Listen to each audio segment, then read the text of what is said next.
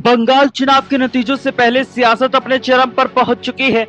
एक तरफ supreme court का बड़ा फैसला जिसने तृणमूल कांग्रेस की मुश्किलें बढ़ा दी है, तो दूसरी तरफ अखिलेश यादव का बड़ा आरोप बीजेपी और चुनाव आयोग मिलकर खेल करने की तैयारी में है। क्या बंगाल में नतीजों से पहले ही माहौल गर्म होने की कोशिश हो रही है या फिर वाकई कुछ बड़ा होने वाला है? आज हम इस मुद्दे पर गहराई से विश्लेषण करने वाले हैं। सबसे पहले बात करते हैं सुप्रीम कोर्ट के उस फैसले की जिसने तृणमूल कांग्रेस के लिए बड़ा झटका माना जा रहा है। सूत्रों के मुताबिक कोर्ट ने कुछ मामलों में सख्त रुख अपनाया है जिससे टीएमसी की रणनीति पर बड़ा असर पड़ सकता है। यह फैसला ऐसे समय में आया जब बंगाल में चुनावी माहौल अपने पहले से ही तनावपूर्ण।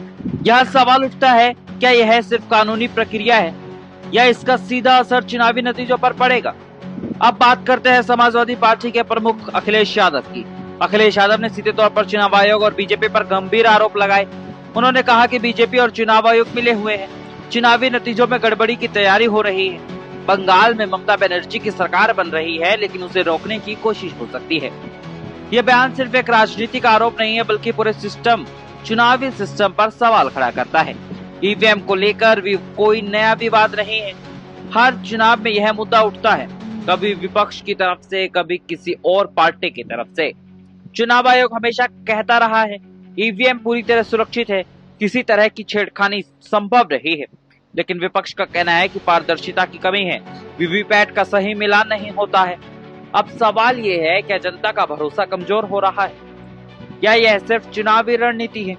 अगर हम बंगाल की ग्राउंड स्थिति देखें तो मुकाबला सीधा है, बीजेपी बनाम तृणमूल कांग्रेस। ममता बनर्जी का मजबूत कैडर और बीजेपी का आक्रामक प्रचार, दोनों पार्टियां पूरी ताकत लगा चुकी है। ग्राउंड रिपोर्ट्स क्या कहती है, अब आप जरा वो भी जान लीजिए। शहरी इलाकों में तृणमूल कांग्रेस काफी मजबूत मानी जा रही है, वही ग्रामीण इलाकों में बीजेपी और तृणमूल कांग्रेस में टक्कर हो सकती है। ऐसे में नतीजे बेहद दिलचस्प हो सकते हैं। ऐसे में बड़ा सवाल, बंगाल में क्या होने वाला है? अगर हम राजनीतिक जानकारों की बात करें तो उनका कहना है ऐसे आरोप चुनाव में पहले आम हो जाते हैं, लेकिन इससे माहौल जरूर प्रभावित होता है। कुछ एक्सपर्ट्स मानते हैं ये विपक्ष का दबाव बनाने का तरीका है ताकि चुनाव आयोग पर नजर बनी रहे। तो कुल मिलाकर सुप्रीम कोर्ट का फैसला, अखिलेश यादव के आरोप और चुनाव आयोग पर सवाल, इन सब ने बंगाल चुनाव के नतीजे आने से पहले बंगाल चुनाव के नतीजों को और ज्यादा दिलचस्प बना दिया है।